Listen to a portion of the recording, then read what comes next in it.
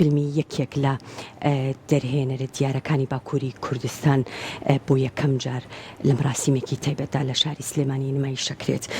فیلمی تەمەنی کولوە بەفرێک کە لە دەرهێنەری دیار کازم ئۆزە کە یەکێکە لە دەرهێنەرە دیارەکان کە خاوەنی چەندین فیلم و کورتە فیلم و فیلمی بەڵگەی و جگەلەوەش بەشێکی زۆر لە بەرهەمەکانی لە چەندین فستیڤاڵی جیهانیدا بەشداریان کردووە و چەندین خەڵاتیشی بەدەستهێناوە. بێگومان ئەم فیلمە سبەینێ لە مەراسیمێکی تایبەتدا بۆ یەکەم جار لە شاری سلێمانی نمایش دەکرێت.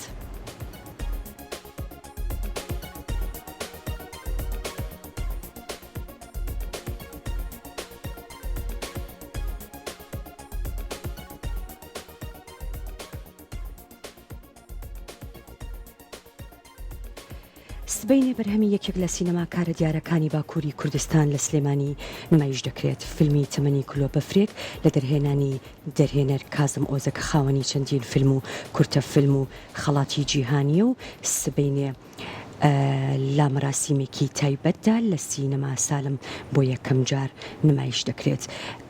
ئەم فیلمە یاخود تەمەنی کولۆ بەفرێک لە ژانری نهێنی تاوانکاری و دراما و خۆشەویستیە و ئەم دەرهێنەرە ئەمڕۆ گەیشتە شاری سلێمانی و لە کەناڵی کورتسات پێشوازی سبەینێ لە مەراسیمە تایبەتەکەدا ئامادە دەبێت. سەردانا کورتساتی کرد گەلێکی سپاسیە خۆشی ji تەلەڤیزیۆنێ و ji ڕێبەربەریە vê derê dibêjim ji ber ke gelekî tiştekî bi qedr û qîmet e ku filmekî me yê Kurdî Kurd ji Bakurî hatiye çêkirin li Slêmaniyê premyer tê çêkirin û sibe em ê bi gel re bêncem hev. Sibe ez hêvî dikim filma min wê derkeve pêşiya bînerên Slêmaniyê û em ê li ser nîqaşçî bikin û ez hêvî dikim wê ji hez bikin.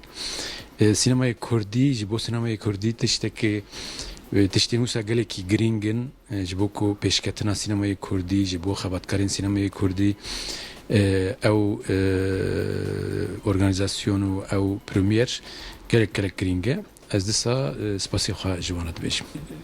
Premierê me vê derê ji alî Kurtsatê ve hatiye organizekirin û sponsora me ye yekem Kurtsat e û lîstek van derhêner û hinek hevalê din em bi hev re hemû wê sibe tev li vê premierê bibin û ew ji bo pêşketina huner jî keda televîzyonê gelekî girîng e, rola wê gelekî girîng e.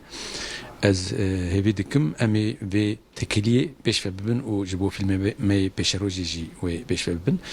Naverok filmê jî ez zêde naxwazim spoiler bidim lê evînekî şikestî ye.